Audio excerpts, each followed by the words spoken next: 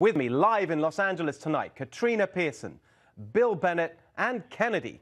I'll also be joined later on by Mike Rowe for a great conversation about jobs and work in America. But first, let's get to the big story. President Trump's proposal yesterday to kickstart long overdue reform of our broken immigration system. In the short term, a compromise that included funding for the wall as well as money for other elements of border security, just as Democrats wanted, humanitarian aid, just as Democrats wanted, and help for dreamers and those with temporary emergency status, just as Democrats wanted. I put my cards on the table minutes after the president spoke. I said it was a great speech and a great deal, and I hoped the Democrats would be reasonable. Well, with contemptuous irresponsibility, they rejected the offer out of hand. So it's clear tonight, whatever high ground they had, they've lost it. And let me be clear about one more thing. Anyone on the left or the right who dismisses this proposal with its reasonable short-term solution, as well as its promise of long-term reform, is deeply irresponsible. You can be a wrecker or a builder.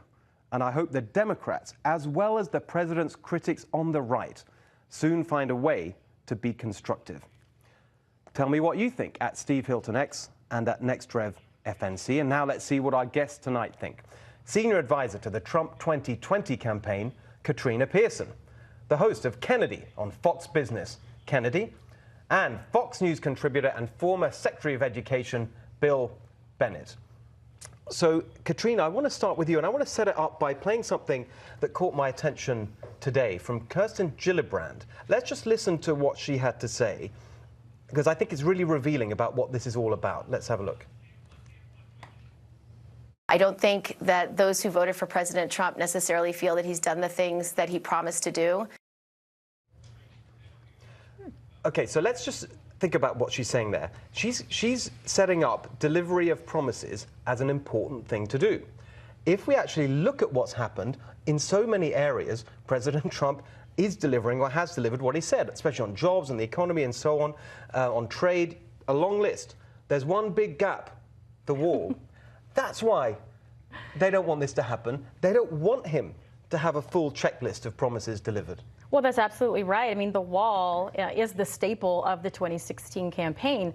So this is exactly why they're causing all of this chaos around the wall. But Kirsten has a different problem here, because now we have 800,000 federal employees who are not receiving a paycheck. And so President Trump has actually come to the table more than once with a compromise, particularly on this issue, and the Democrats have refused to negotiate on this idea. I don't think over time this is going to work out in their favor. They're very good at overreaching, simply because you now have people who aren't receiving a paycheck. And so you have Democrats, and only in America can you have a political party who is actively working against their own constituency, trying to convince them that their paychecks are not worth the idea of someone wanting to sneak into the United States. And that's what's happening. They're going to have to answer to that very soon. Because it seems so transparently political. Bill, I just want to play something else for you, because again, I think that there's something, one of the things I really liked about what the president said was that it wasn't just a short-term point. He actually did talk about the long-term problem. Let's listen to that part. Once the government is open and we have made a down payment on border security and immigration reform starts to happen, I plan to convene weekly bipartisan meetings at the White House so we can do a finished product, a great product, a product that we can all be proud of. I just like the way he talked about that. That's what he wants to do, just from all your experience. This has been such a long-running problem. We need a long-term reform. All my experience, you just invited me here because you needed a swamp dweller, and I've been in that swamp. I'm from the swamp, I'm not of the swamp. Oh, yeah, you're going to love one of our conversations later. I guarantee it. No, this is very workmanlike and very good idea. And I wouldn't close the door on this. I've been listening very closely Flannery O'Connor says about writers, don't strain the soup too thin. I don't want to be straining the soup too thin. But I heard a few Democrats today say, well, you know, maybe this is a place to begin. Maybe this is a place to start. This is Donald Trump as statesman coming across to a lot of people who haven't called him statesman before. So I think this was a very smart move on his part, and it puts them in a tough position.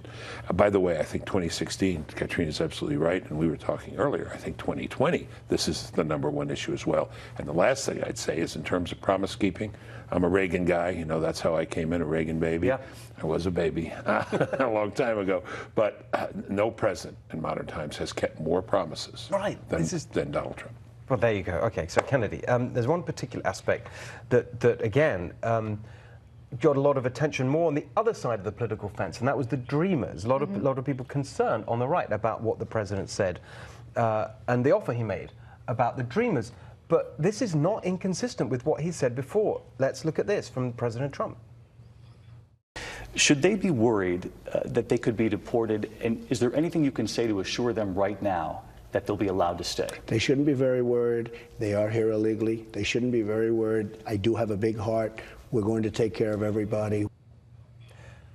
He said he wants to be sympathetic and empathetic to the Dreamers and find a solution. He said that all along. He's showing that. Do you think that the right can come behind that offer? I think they can come behind what he's talking about in terms of TPS and protection and having Social Security numbers and a path to working doesn't necessarily mean a path to citizenship. As you know, citizenship is very, very sacred, and that's a thing that sunk the Gang of Eight legislation. And that's what gets conservative hardline immigration Republicans really worked up, is the idea that they will be granted amnesty. And that is not necessarily the case when you look at this. We have to have long-term immigration solutions. That's absolutely true. That's different than just border wall funding. Yeah. And you know, we've been talking about this for a few weeks now, wondering when will the president introduce DACA? When will he introduce the Dreamers and some of these other aspects into the conversation?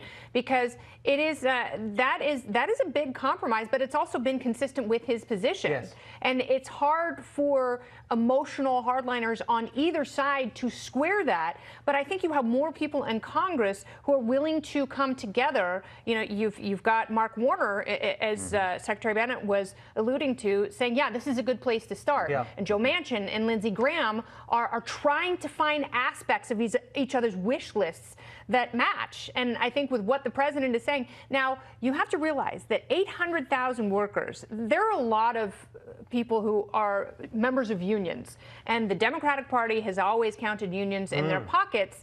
And they're really betraying them if all they're saying is no. That's right. So if they're not offering a counter proposal, and I've got 2 kids and no way of paying for groceries right now, I don't want to hear Nancy Pelosi grousing about not being able to make a trip to Brussels. I want to hear that she's got something that she wants that also protects me. Otherwise, not only am I not going to vote, I'm going to make sure I let my union leadership know not to give the Democrat Party and Nancy Pelosi money in the future. I think that's how it's going to turn. Just one last quick point. It seems to be the sticking point for the Democrats is we're not even going to talk while the shutdown is on. We open the government, then we'll talk. But what progress has there been when the government's been open? But how do we get beyond that, do you think? But I think that's really a point that's not being fully discussed in the media, because the president specifically asked Nancy Pelosi, okay, we'll open the government, you know, will you fund the wall? Can we get there? And she said no. They're not interested in this. What they're trying to do is they're playing a very dangerous game of chicken.